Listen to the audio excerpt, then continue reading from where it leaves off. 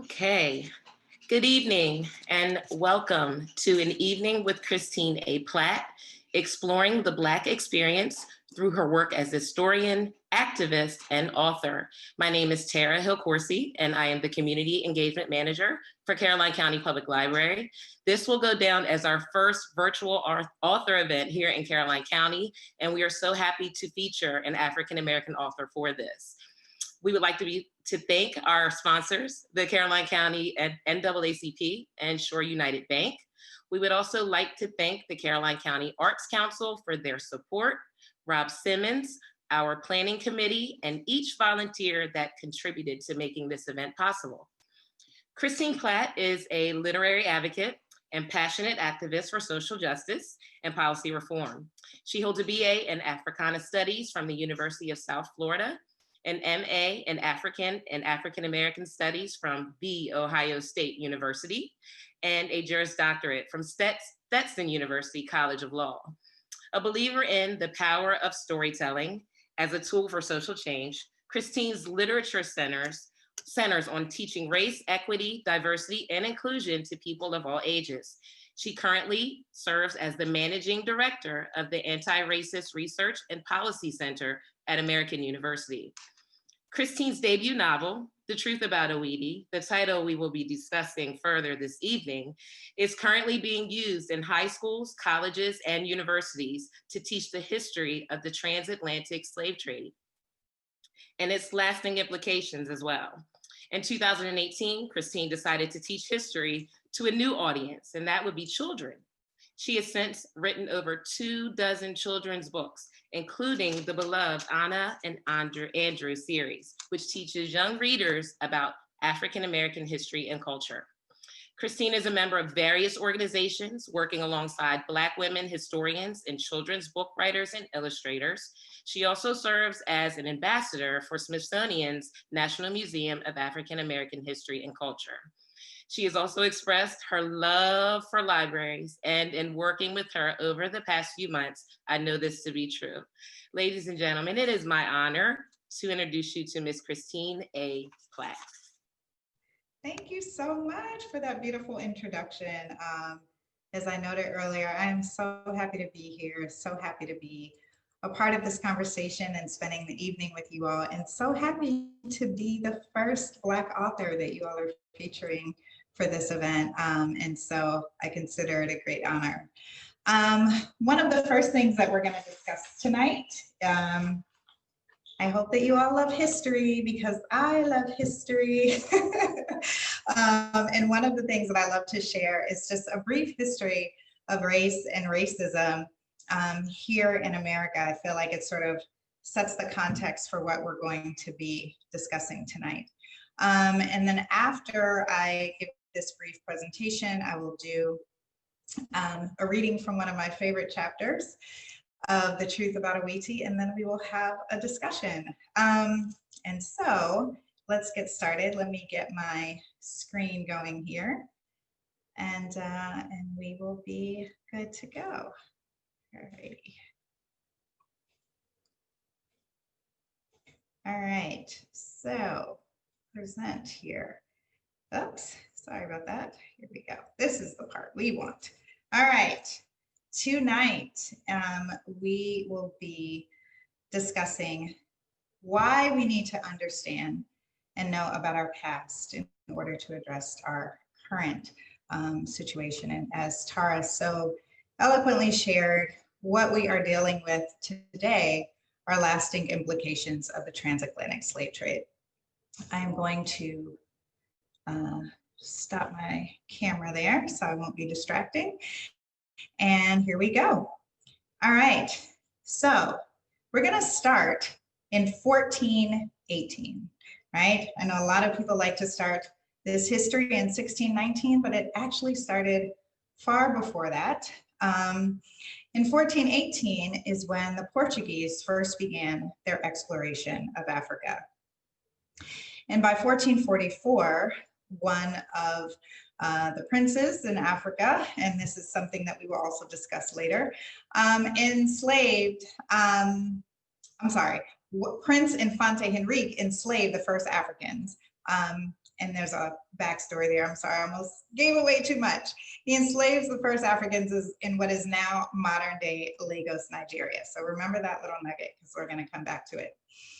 In 1455, Pope Nicholas V granted Portugal the right to continue the slave trade in West Africa under the provision that all people who are enslaved be converted to Christianity. And then August 3rd and October 12th, dates that we all know very well, thanks to Christopher Columbus, setting sail on his on an expedition leaving from Spain that he hopes will result in the discovery of gold. And instead, he arrives on an island that is now known as the Bahamas on October 12th. And in his diary entry that day, one of the things that he noted was that the inhabitants of the island should be good servants. And here is where we begin to first see this breakdown of people with brown or black skin being seen as less than and submissive, right? And so he leaves a few men behind. He renames the land Hispaniola and returns in 1495, now with the authority and support of the Pope.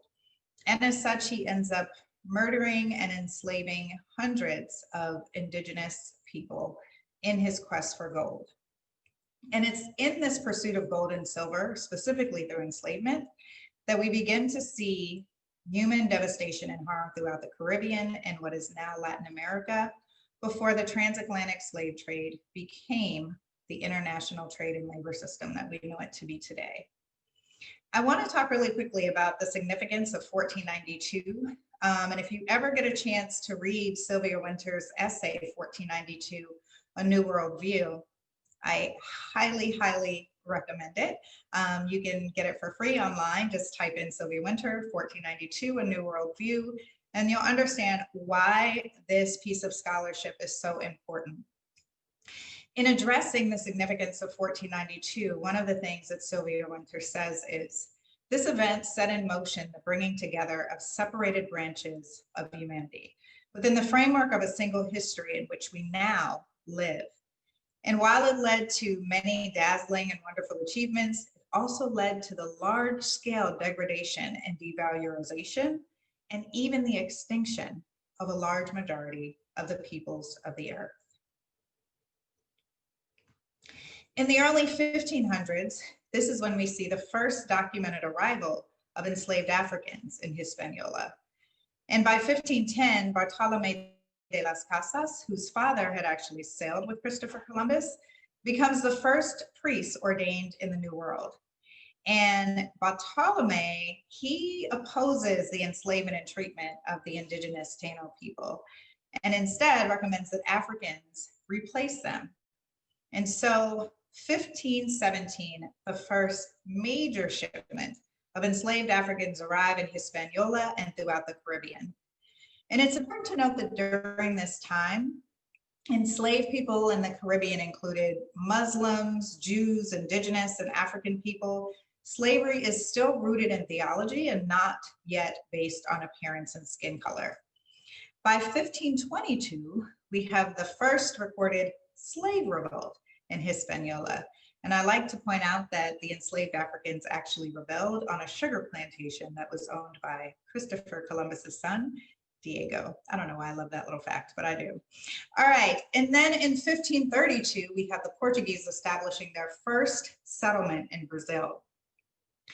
In 1537, Pope Paul III declares the doctrine of anima nullis, declaring the indigenous people of the Americas as, quote, empty souls. Again, this is all rooted in theology, the justification and domination and exploitation, extermination of indigenous people in what is now the United States remains theological. 1545, the Spanish began mining silver using slave labor in what is now modern-day Mexico and Bolivia. And these mines actually produce an abundance of wealth for the Spanish crown. And by 1570, the first enslaved Africans arrive in Brazil, and millions more will follow over the next 30 years. In the early 1600s, King James I of England and Scotland issues a charter that enables the appropriation of land in Virginia and declares the new colony is intended to, quote, bring about the infidels and savages living in those parts to human civility. And this is also when the Virginia Company is formed. 1607, the first plantation is established in Jamestown, and by 1609, the plantation is in crisis, and the colonists are so short on food that they actually resort to cannibalism.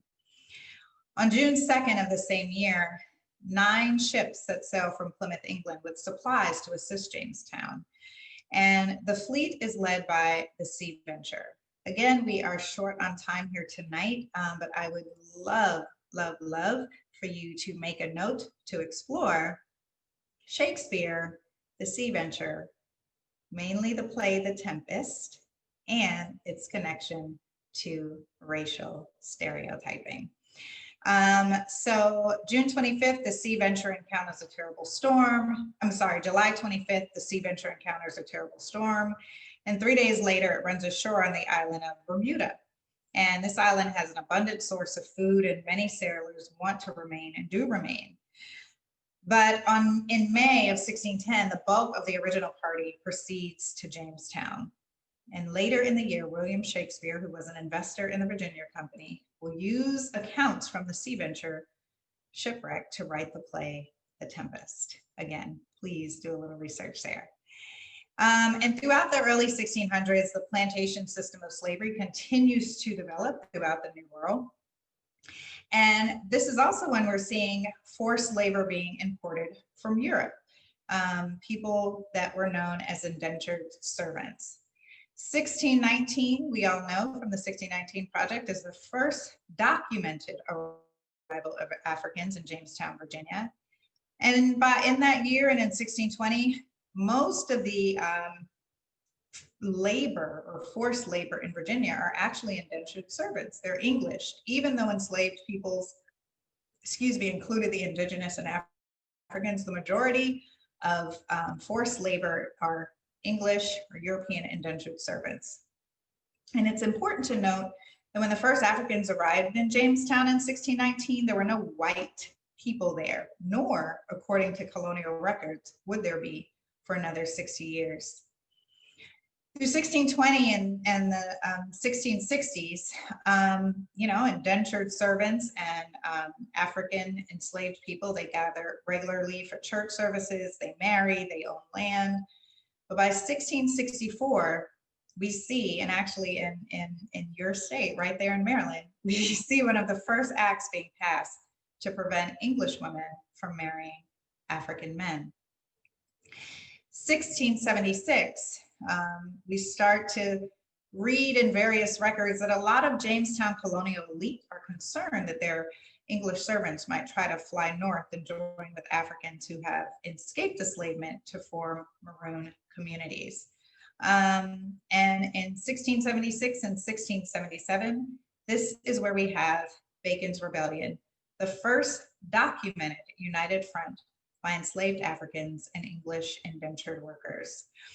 And again, if you can go ahead and read this slide, and again, have to speak very quickly to this, but really think it's important that everyone learn about the history of Bacon's Rebellion. It is the origins of white privilege. 2 family members, a wealthy white property owner, Bacon, and Virginia's then governor at the time, William Berkeley, are in disagreement during this time over how the colony should be governed, and particularly the colony's policy toward indigenous tribes. A lot of wealthy white property owners really wanted the governor to remove all indigenous people from the colony so landowners could expand their property. And a lot of the indigenous people would often raid these areas, and they, Nathaniel Bacon wanted the governor to be more strong in his stance in terms of retaliation. Berkeley feared doing so, mainly because he thought that the nearby tribes could unite and there would be a war against the colony. And so Nathaniel Bacon decided to form his own militia, and it consisted of white and Black indentured servants and enslaved Black people. They joined with him in exchange for freedom. And together they attacked nearby tribes. It resulted in this big melee with Bacon on one side, Berkeley, and some of the other colonies' elitists on the other. And it went on for months. And by September 1676, Bacon's militia captured Jamestown and nearly burned it to the ground. The king was furious, and he sends one of his representatives from England to negotiate between the armed English indentured servants and enslaved Africans, with the primary objective to divide them in the hopes of preventing future rebellions. And as part of the negotiations, English indentured servants are granted new rights, and there's the word that we hear so often these days, privileges.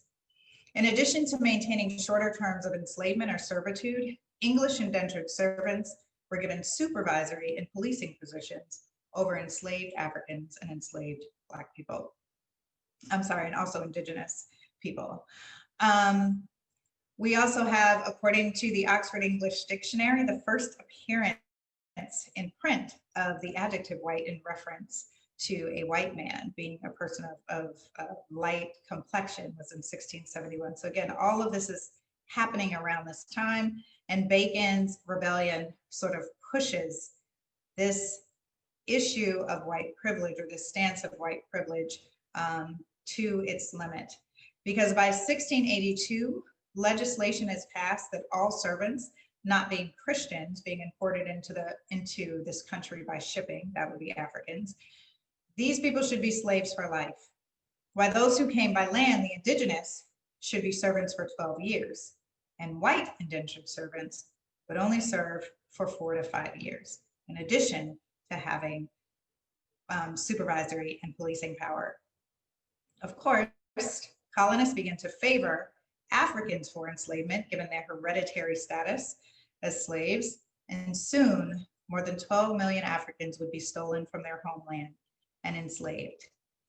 And these are two quotes by very famous and prominent scholars and historians who speak to the significance of Bacon's rebellion. And so, I mean, you all can read. I will let you read that for yourselves. But again, if you have a moment, please do a little digging into Bacon's rebellion and learn more about how this multiracial alliance of indentured servants and enslaved people really shifted and shaped the way race and racism developed in our country. April 1861 through 1865, we have America's Civil War, and the Union Army defeats the Confederate Army. And it's important to note that after their defeat, many former Confederate soldiers joined police forces, thus affording them the opportunity to legally discriminate against and harm Black people. And this is where we see the origins of mistrust by police, by members of the Black community. This is where it started and how it became deeply rooted in American society. December 6, 1865, the 13th Amendment abolishes slavery in the US. And a lot of people don't know this, but not even a month later, on December 24th, 1865, is when the Ku Klux Klan was founded in Pulaski, Tennessee, in direct response to the 13th Amendment abolishing slavery. Throughout the 1870s and 1880s, America is in its Reconstruction era, and this is where we see the emergence of disenfranchisement becoming legalized through Black codes and Jim Crow laws, some of the legacies of which are still part of systemic racism today. May 18th, 1886, we have the Supreme Court ruling that separate but equal is legal in Plessy v. Ferguson. And this decision results in Black and white citizens living in a segregated America for another 50 years. In the early 20th century, segregation continues to divide society and race relations worsen. May 17th, we have, in 1954, we have Brown v. Board of Education, the Supreme Court, ruling that segregation in public schooling is unconstitutional. And this is where we see the emergence and big push for private schooling as a legal way to keep educational institutions segregated. August 28th, 1963, we have the March on Washington for Jobs and Freedom. July 2nd, 1964, the Civil Rights Act of 1964 is passed. And August 6th, 1965, the Voting Rights Act becomes landmark legislation prohibiting discrimination in voting. But of course, as we all know, other systemic measures known as voter suppression tactics continue to make registering to vote and voting itself challenging for marginalized communities. And on April 4th, 1968, Dr. Martin Luther King Jr. was assassinated by James Earl Ray. April 11th, 1968, the Fair Housing Act is signed into law. June 28th, 1978, many of you may be familiar with the Bakke decision, where the Supreme Court upheld the constitutionality of affirmative action, but there were limitations that were imposed to ensure that opportunities for Black, Indigenous people of color do not come at the expense of white rights, and many more cases against affirmative action will follow in years to come. August 28th, 1963, we have the March on Washington for Jobs and Freedom. Then July 2nd, oops, I'm sorry, I see I have a little typo there, I'm sorry about that. 1972 is what we will skip to, which is the Tuskegee syphilis experiment ending. And this was after 40 years. And this infamous public health experiment continues to cause mistrust among Black, Indigenous people of color and the medical community. April 20th, 1992, America grapples with its first race riots in decades after a jury acquits 4 white police officers for the videotape beating of a Black man, Rodney King, in South Central LA. February 26, 2012, Trayvon Martin, an unarmed 17-year-old Black high school student, is fatally shot by George Zimmerman, sparking outrage across the nation. On July 13th, 2003, Black Lives Matter is founded and is established in response to the acquittal of George Zimmerman. Sorry. On August 9th, 2014, Mike Brown, an unarmed Black 18-year-old, is shot and killed in Ferguson, Missouri by white police officer Darren Wilson. And protests erupt when a grand jury decides to not indict Wilson. It's also important to note that earlier that year, Eric Gardner had died by being placed in a chokehold by a white police officer in New York. And the death of Gardner, which was recorded as he continuously stated, "I can't breathe," and the officer's later acquittal further intensified the Black Lives Matter movement. And May 25th, 2020, George Floyd, a 46-year-old Black man, dies in Minneapolis, Minnesota, after a white police officer kneels on his neck. The violence is captured on video, spawning global protest. So where are we today? According to a new Pew Research Center survey, more than 150 years after the 13th Amendment abolished slavery in the United States, most US adults say the legacy of slavery continues to have an impact on the position of Black people in American society today. And more than 4 in 10 say the country hasn't made enough progress towards racial equality. And there is some skepticism, particularly among Blacks, that Black people will ever have equal rights with whites. I don't think I've ever gotten through a history lesson so quickly. And sorry about the mistake there on the slides. Tara and I were having a discussion earlier. Should we do this history lesson? Should we not do this history lesson? And so just wanted to just make a note of that. That was a last minute decision. So Tara, I'd love to give you an opportunity to respond to that historical timeline before we jump into the Ouiti reading. Certainly. So she did mention that she loved history, as we can tell, but I think that it was important to include that because it's not often that you see the facts laid out. And then obviously a lot of us think that 1619 is the date where in fact it was the early 1500s when slaves were brought from the shores of Africa over towards the United States and other islands. So I think it's really important to put that into context and to look at the timeline and all of the things that have happened. And as we dive into the actual book, The Journey of Ouiti, she moves through the 15th century to the 21st century. And if you can, the title character, if you can kind of think about that historical context in that respect, and you'll understand a little bit more about her character and certainly to where we are today. And we're still seeing the effects of those things happening. Yeah, definitely. It's interesting too, because so for those who have not read the book, which we are about to discuss tonight, I will be reading from my very first novel, which is called The Truth About Awiti. And The Truth About Awiti is based on the premise that the spirits of slaves are not at rest and that they're embodied in the winds of hurricanes.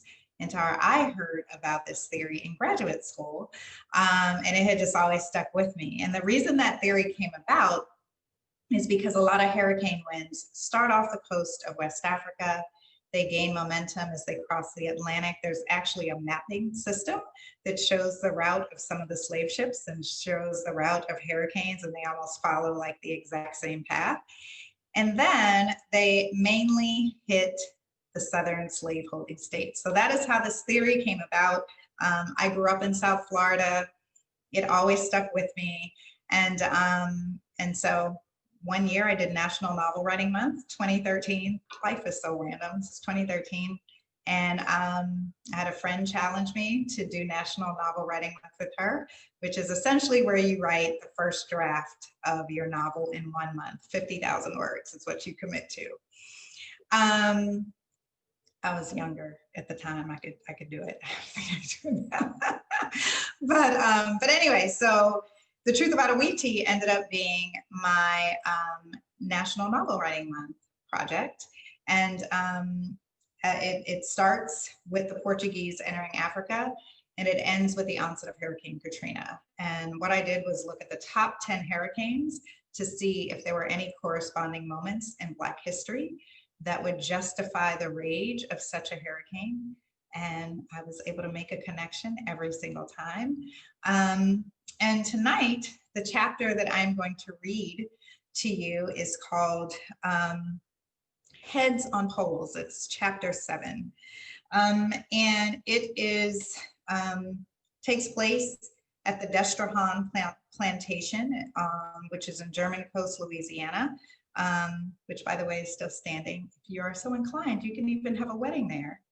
And if you ask them about the German Coast uprising, they will not be happy. But if you go, you should ask, because it is a very big part of their history at the Destrehan plantation, and also the history of St. Charles Parish, Louisiana. And again, being a history nerd, Tara, I have actually wrote down the names of every hurricane that hit St. Charles Parish, where the incidents in this chapter that I'm about to read took place. So without further ado, I have to like get into character. I read in character, by the way. And all right. Chapter 7, Heads on Poles, Destrehan Plantation, German Coast, Louisiana, 1811.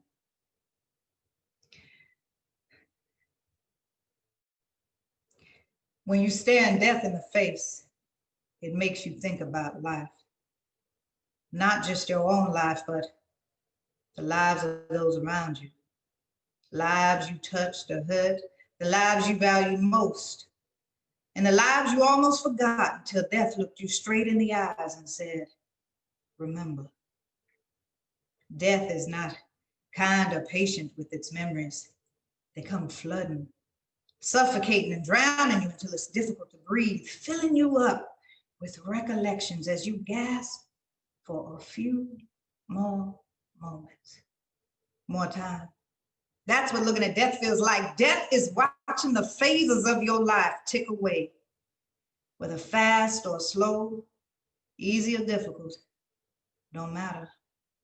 Anyone about to die wants more time. Everybody's sleeping with me. Peaceful too, as if death isn't right around the corner coming to snatch us up, like death isn't standing there right outside the door, waiting, won't even knock. It'll walk right in, pick us up off the floor and say, time's up. We waiting for trial. All of us guilty of the same thing, not wanting to be slaves, guilty of wanting to be free. We rebelled against the men claiming they own us, and we set to pay a hefty price. Seems like the fact our trial is in a few hours, the death will be there waiting to determine our sentence, don't mean nothing. Guess they know like I know. Death will find us all guilty. We all gonna die. You have broken the laws of this land and you will pay for your crimes, Master Destrehan said. It's supposed to be a trial, but no such thing as a trial if you got one drop of Negro blood in you. Having that one drop means you don't have a voice. It means, yes, you live and walk and breathe like a man, but you're not a man. You're not equal to men who don't have that one drop. You tainted by that drop of Negro blood, dirty. And tainted, dirty men don't get a fair trial. I want to believe I might somehow be saved. The death will change its mind and give me more time. I want death to whisper in Master Destrehan's ear. Remind him I was a good slave. I served his family for years with nary an ounce of trouble. I need death to make Master Destrehan understand. All I wanted was my freedom. But I know it won't happen. Death has no reason to fight for me.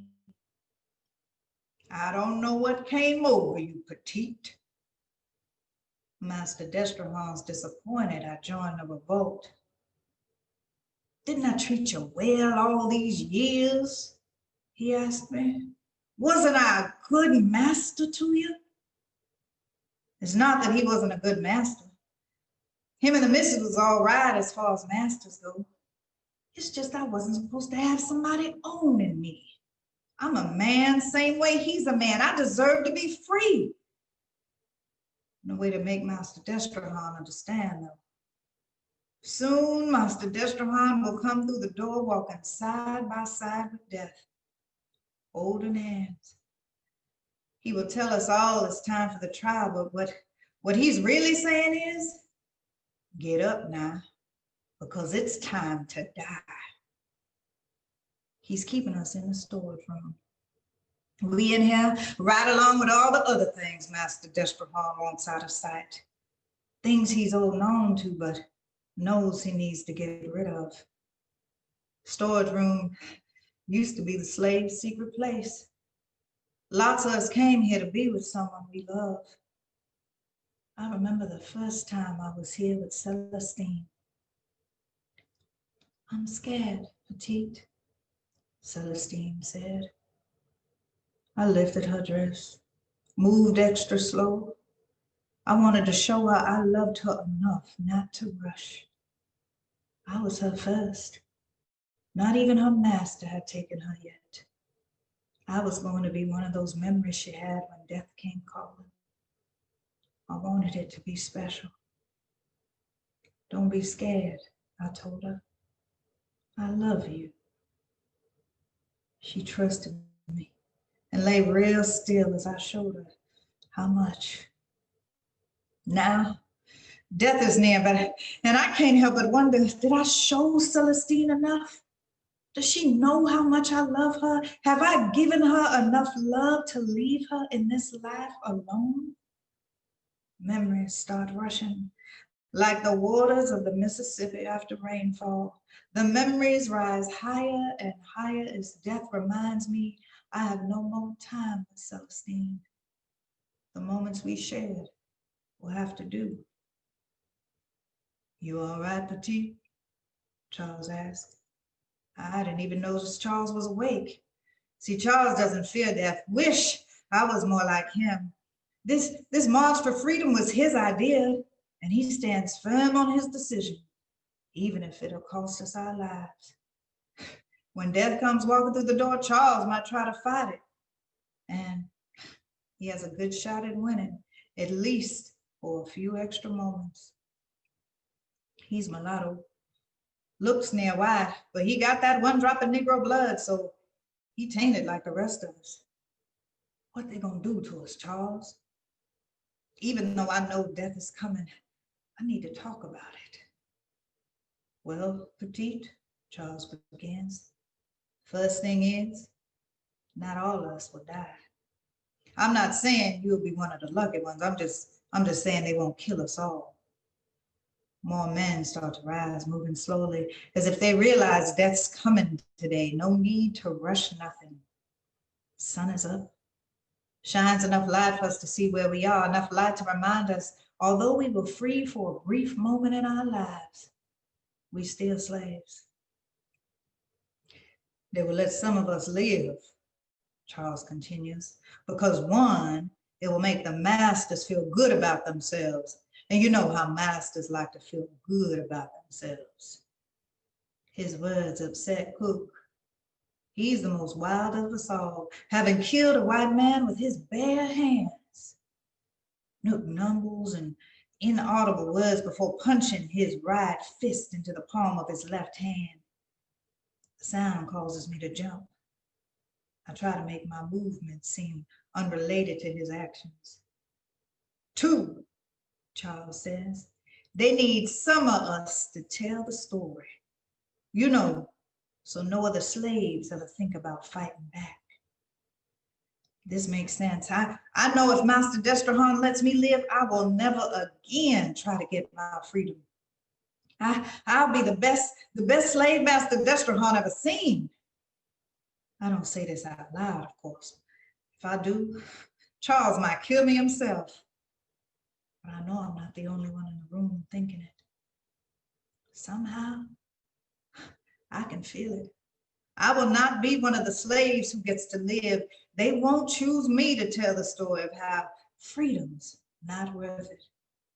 I saw it in Master Destrahan's eyes. Disappointment, and that anger. He's set to kill me for sure.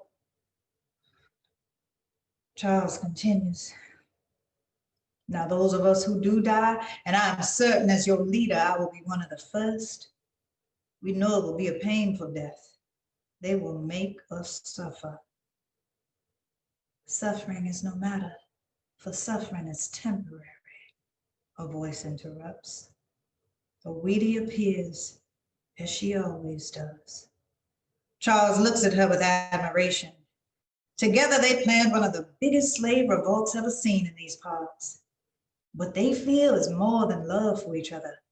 They share hatred, a rage far deeper than the average slave. For Charles and Ouiti, what they share is worth dying for. Ouiti, Charles whispers.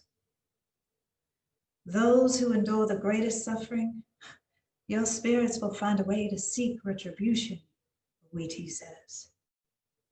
For after death, there is no fear. The biggest fear is right now, living the rest of your life as a slave, fear of dying, imagining the horrible things they plan to do to you, wondering what death feels like. I say to you, don't worry, for only in death are you truly free. I know I'm living my greatest fear. Knowing death is coming, I can't stop worrying. What will it be like when my life is no more? And what will my death do to self-esteem? I've heard their plans. Ouiti sits on the floor next to Charles, both of them upright and proud, unafraid of death. Charles is right, Ouiti continues. They will leave a few of you alive to tell a cautionary tale, but most of you will die. They want to ensure this will never happen again. And once they kill you, your heads will be cut off and placed on poles. James lets out a long sigh. For certain, he's thinking of his wife and son. They will see his dead body on the ground and his head on the end of a stick. And that will be the memory that floods them. I sit still, thinking of my head on a pole. That's right. I heard them talking, Ouiti continues in a hushed whisper. Once they cut your heads off and place them on poles, they will line the streets from here to New Orleans. They plan to even place your heads atop the levees so all who can see what is done to slaves who disobey. Footsteps shuffle outside the door. Remember, Ouiti promises us, I will make them pay for every one of your heads placed on poles. I will make them suffer 100-fold. And then Ouiti leaves us, as she always does. Death is finally here, and nobody dares to move or talk. Our memories are flooding. The footsteps stop and a familiar voice calls out to us. I'm here to get your stories. Trial's starting soon, so you gotta be quick. Who's telling first? I need Celestine to know, even though it was but for a few hours of my life, I was free. I walked where I wanted to, said what I wanted to say, lift my hands for what I wanted and not for Master Destrahan. I need Celestine to know when I die, even if they place my head on a pole, it was worth my moment of freedom. Death is calling. Not much time left. Me, I say, moving closer to the door. I crouch down so my mouth is near the crack, and I see Griot's brown ear waiting, listening for my story. And I tell him. The oral tradition is our way of keeping track of history here in the parish. Many Negroes cannot read or write, and so griots capture the stories of the people so we can retell them later. This is the story of Petit Lindor. He told me these things as he awaited trial for his involvement in the insurrection. As in the tradition, I begin at the past and come to the present. These are Petit Lindor's final words told to me at the Destrahan plantation on January 13th. So much I want to tell you, my dear Celestine, but Griot got to collect stories from the others, so I can only end with these words. I love you. Know I love you more than the life I lived until I died. Do not weep for what they will do to my body. If what they say is true, I'm set to die a terrible death. Believe I will always be with you, watching over and protecting you best I can. If you ever get the chance to flee to freedom, do so. Don't be scared as we once were. Run away so your life won't end here in this parish. I'm sad we will never marry or have children. I'm sad I will never see you again. At least not touching skin to skin. Don't think I've gone mad, Celestine. I promise something within me is at peace, whether true or not. The thought of me living on after I die helps, for if I believe I can still live on, even as a spirit, well then I don't care what they do to my body. As Charles and Ouiti always say, the body ain't nothing but a vessel for the spirit. The body is capable of breaking, of being tortured and buried. It is the spirit that cannot be tamed. Some people, when they die, their spirits don't pass on. No heaven or hell, they stay right here among the living. That's what I hope to do. Do you believe that, Celestine? Once they kill me, do you believe I can stay? That I can be near you, watching over you and loving you, but you won't be able to see me? Won't that be something? Do you remember when we planned to run away, Celestine? Go off the coast of the Mississippi River? We could have made it, swam there and been free. I remember being so scared, the fear of getting caught, the punishment. Now I wished we would have tried. At least we would be together, whether in death or in life as freed slaves. Now all I have are memories of you, and all you gonna have are memories of me. I believe James, Thomas, Hippolyte, and Pook, all us, we all gonna be found guilty. Guénon, Needy, and Etienne, and they all might too. And surely Charles will die. In the eyes of the law, no matter what I say, I'm guilty. My dear Celestine, I know they will kill me.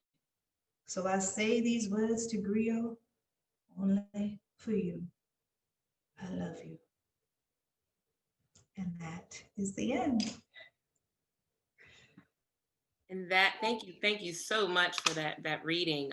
That was a wonderful chapter, and it really, to me, it gave you the sense of, the enslaved. They lived, they were faithful, they loved, and they dreaded their own deaths just as much as the next person. Yeah.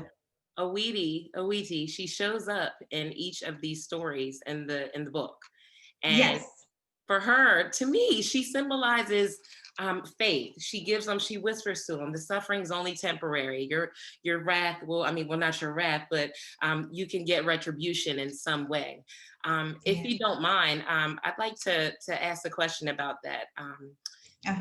The slaves that passed on, they were considered to be in kind of they didn't want to quite cross over. So their spirits roamed about. Can you tell me about the wrath of the slaves by way of the storms that they form with Ouiti? Yeah, and so again, it goes back to that theory, right? That obviously a lot of enslaved people left from the shores of West Africa, and that building of wrath is, imagining like 3 to 4 slave spirits rather, gathering at the coast. I was actually recently at Cape Coast slave dungeon in Ghana, and I can totally envision everything that happened in this book happening. It is the most horrific place that I've ever been in my life, but also the most invigorating, and I just feel so resilient to know that I come from a lineage of people who survived the dungeons, the Middle Passage, enslavement, right? And so I just feel like superhuman, because within my DNA is the strongest and the best and the brightest. But imagine those restless slave spirits gathering at the coast, and then as they move across the Atlantic, think of all the millions of bodies who are buried in the ocean. They sort of just gather up all these spirits, and the rage is so powerful that it forms this hurricane.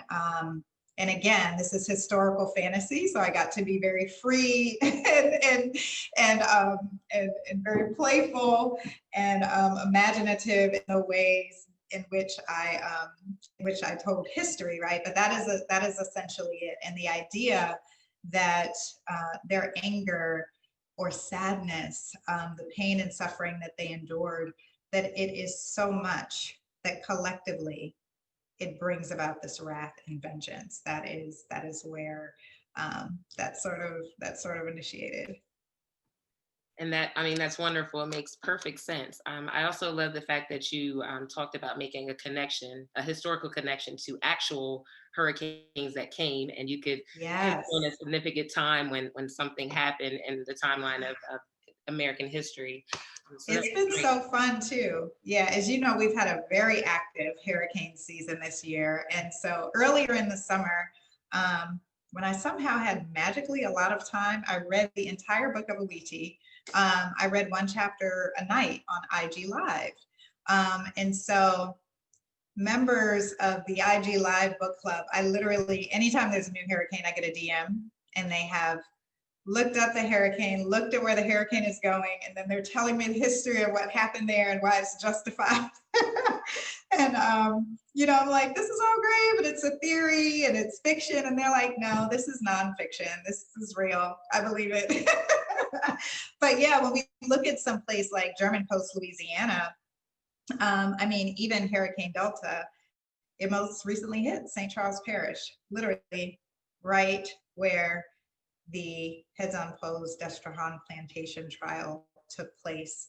And then we have 1, 2, 3, 4, 5, 6, 7, 8, 9, 10 hurricanes that have hit that same parish since 1837. So again, history nerds. It could be nonfiction. Say the least. I've actually had somebody say that. It made me laugh, and it made me feel like I did my job as an author. But yeah, I feel, and honestly, I feel like that's one of the reasons why so many high school students and college students love this book, is because they get different perspectives in every chapter. So you only really hear a chapter in Awiti's voice at the beginning, in the middle, and at the end. Everything else she's just woven throughout is the central character, is this restless slave spirit who is either inciting other restless slave spirits, encouraging slave revolts, or sometimes even just dealing with the sadness and loss and love that that was taken from enslaved people during that time. And so yeah, she's kind of like a sidekick protagonist. So and I don't want to take all the questions, but I do have one for you before we see if the audience has a few. Sure. And it's in line with what you just said about Ouiti. And I wanted to know, was there ever a moment for you where Ouiti was an actual antagonist in the story? Not at all. One. No. She definitely, I will say, she's a very stubborn protagonist. There were definitely stories that she wanted me to tell. And I feel like that's a sidebar for a whole nother Zoom recording. So hopefully you guys can have me back. But there are parts of this book, and even as I was reading that chapter tonight, I really just feel like a vessel that these stories, I was given these stories. In the writing world, we call it channeling. It happens a lot when you're writing historical fiction. It's just that, you've decided to write about a moment in history or different experiences from different perspectives. And it's almost like there's something or someone in the spiritual realm that's like, I've been waiting for you to tell my story. Here, let me interrupt your dreams for the next 8 months. Right? And so a lot of these stories, I like to say that they were given to me. I had opened up myself to write about this moment in history and really sort of teach the history of the transatlantic slave trade in an unconventional way.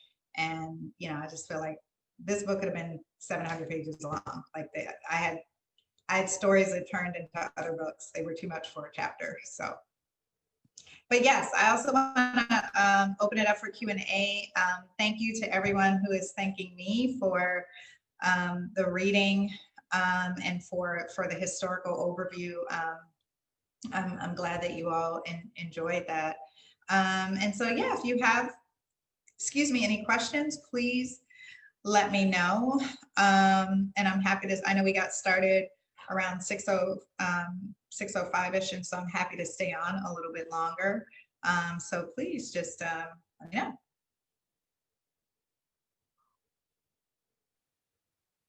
Hello. So we don't have any questions, but there were just a couple of statements thanking you for the presentation, saying it was informative and calling your reading beautiful. But I guess that means I get to ask my own questions. Yes, you do. During this time. So my first question is, and you briefly mentioned this, last year you traveled to West Africa, Ghana, Benin, and Togo, and that was your first homegoing.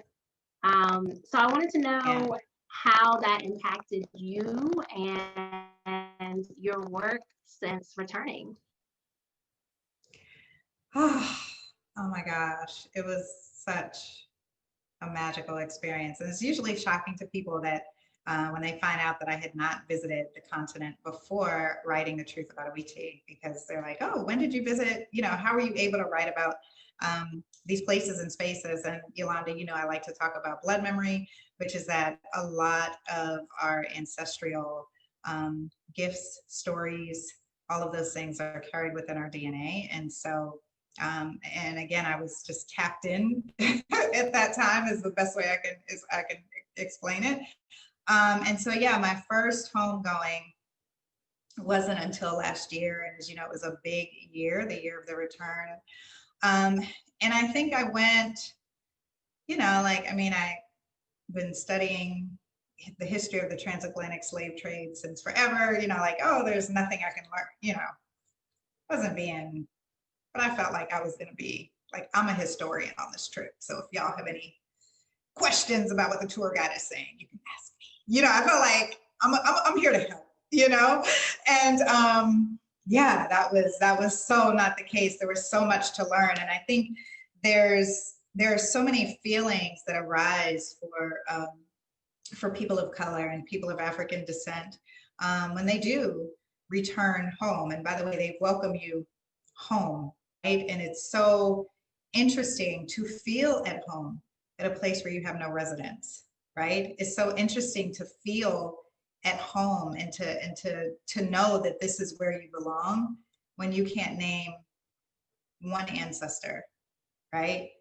I can't name, I've never done a DNA or ancestry test. And that's primarily because they can't tell me what I want to know. I don't need to know percentages of my ancestors, right? Like, and I actually have a poem that I wrote that's like, you know, they ask, actually, I may have it here. They ask us to submit, you know, blood samples and like I don't need to know the percentages of my ancestors' hearts. That won't help me, right?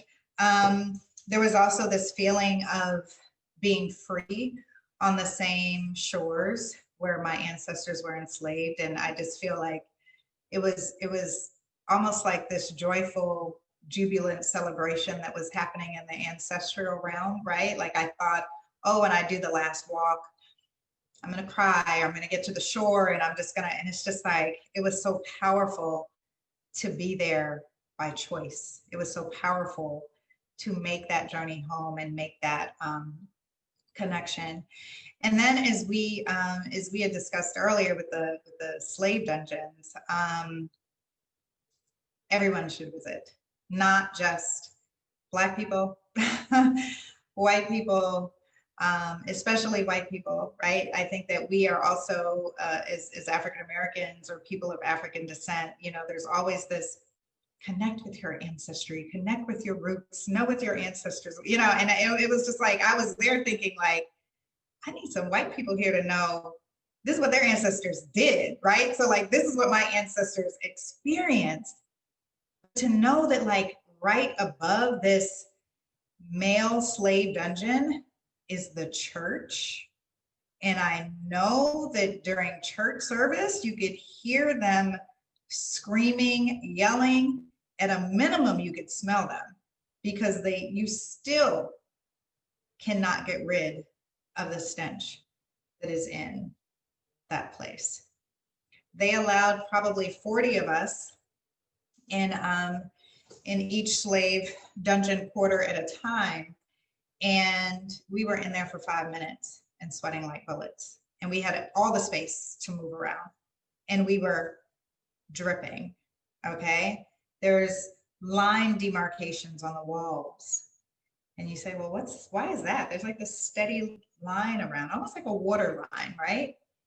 And that was how high the waste, bodily excrements, that's how blood, that's how high it was when they went to do the excavations, right? So, I mean, like to see that and to feel that, there's a layer of Black, you feel like you're standing on marble. It's what they weren't able to scrape up and get away. And to be able to put my hands on that and to thank my ancestors for surviving, and to know that that was the beginning of their horror, right? I could go on and on and on about how that changed my life and perspective and my commitment and dedication to ensuring that the history of the African diaspora and the history of the transatlantic slave trade and its lasting implications, those narratives and those stories can never be lost, like ever. And so that is my goal. And, as you know, I write for children, I write introductions, right? And teach them words like ancestors, right? And that the idea is that this teaching is built upon over time, right? And so not introducing these stories in high school or in college. Start these conversations when children are young so that they learn about their history, learn to acknowledge and respect it, learn that it is an important part of not just American history, but world history. And then you can expand and build upon that over time. And so I'm going to stop there because I feel myself going on I'm like, here I go. I'm going on a tangent. Thank you for sharing that. That was You're welcome. Do we have time for another question? Sure. I mean, listen, I am happy. I'm happy to stay until 7:15 if folks want to hang around. It's up to you all. Okay. So this one's going to be a good one, I think. You mentioned in chapter 7 that you just read that a griot comes to ask them their stories before they die. So my question for you is, if a griot came to you to tell your story up to this point, Ooh. what do you think you would say about your life? Oh my gosh, that's a really good question. And this will probably be the last question because I feel like I might end up crying. I mean, I would say that my life has just been this magical journey, right? And I do a lot of mentoring and counseling with young people, and it's so funny to see yourself, to see like your 12-year-old self and to see your 20-year-old self, and then like now my 40-year-old self, and how I look at life and approach different situations. It's so different. But I would say, I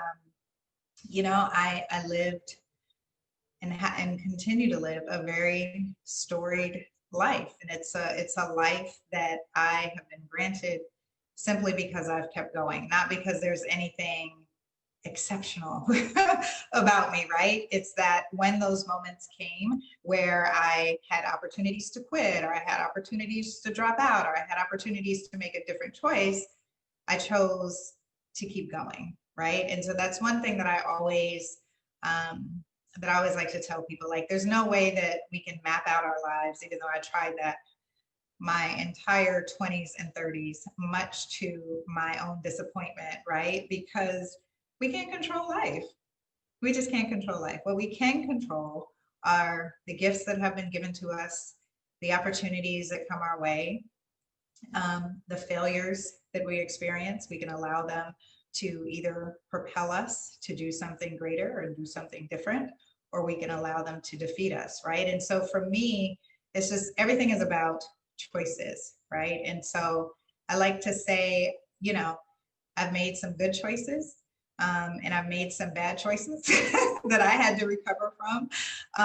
But those bad choices in the end are lessons, right? And they bring us to who we are and where we're supposed to be. And so, everything that I've experienced in my life, has led me to this. It's a divine appointment, right? I love that you started that with the griot, because I thought what you were going to ask me is like, did you consider yourself a griot, right? Because I feel that so many creatives, what we don't even realize, and Yolanda, I love the work that you're doing. What we don't even realize is that we are modern day griots, capturing the history, the culture, the importance and the significance of moments in time. And again, it's a divine appointment and something that I hold very near and dear to my heart, and that I consider an honor. And so, yeah, I think that's it. Thank you. And I already knew you were a griot, so that's why I wasn't asking if you considered yourself one, but who asks the griots what their stories are. So Yeah. thank you. Yeah. There is another question about your upcoming events and activities, but I think that Tara will take that on to wrap everything up. So yeah, again, sure. Thank you. I'm here. Thank you so much again, Christine. What a beautiful story. Beautifully Thank answered you. on every front. You totally are a griot in my opinion as well. So just to wrap things up a bit, there are some follow-up events around Christine's visit. One, I want you all to know that you can get copies of her book, The Truth About Awiti. They're available at all 3 of our library branches. And we also have her title, Dear Ancestors, which is a collection of poems, which helps me to segue into the next project that's coming up that Yolanda is actually going to lead for us. And it's headed by the Arts Council. So we're going to have 2 collage programs. And if you look in the chat, the link will be available for you to check that out. Yolanda will lead the collage program and you'll talk all about your ancestries. We did a trial run and it was a very good time, a spirited discussion. So she'll drop the event in there. And then there's also promo videos that we put together where we've got folks reading from Christine's collection of poetry. So that came together really well. And also I'll let you know the dates too. It's October 20th and 22nd. They both start at 6 p.m. Recommended for ages 14 and up, and it is a $10 charge for that. Also, I told you about the books. Christine, do you have anything that's coming around the corner on your end? I do not right now. Not anything that is open to the public, but as I just dropped in the chat, my website is being updated now, thanks to COVID, right? We got to figure out how to schedule these virtual events in a way that is meaningful and purposeful. And so as I shared in the Q&A, one of the best ways to find out what I'm up to right now is actually on Instagram. I'm also a minimalist. And so my Instagram name is actually Afrominimalist. And so you can find me there. I usually post about anything that I have that's up and coming. And I usually also share information about events that the Anti-Racist Research and Policy Center are doing, because oftentimes those are, moderating or serving as a panelist. So I will share those there as well. And then yeah, hopefully in the next few weeks, my website will be updated. There won't be a lot of new events in November and December. I think it's been a long enough year for all of us. And so I will be taking a small break and doing some writing, but always respond to, questions and comments. And again, Tara, I hope you and Yolanda and the team will have me back. This was wonderful. And again, thank you to everyone who was able to attend live. Thank you so much, everyone. Enjoy your evening. And thank you again for joining us with Christine A. Platt. Yes, thank you so much. Have a good evening, everyone. Bye-bye. Bye.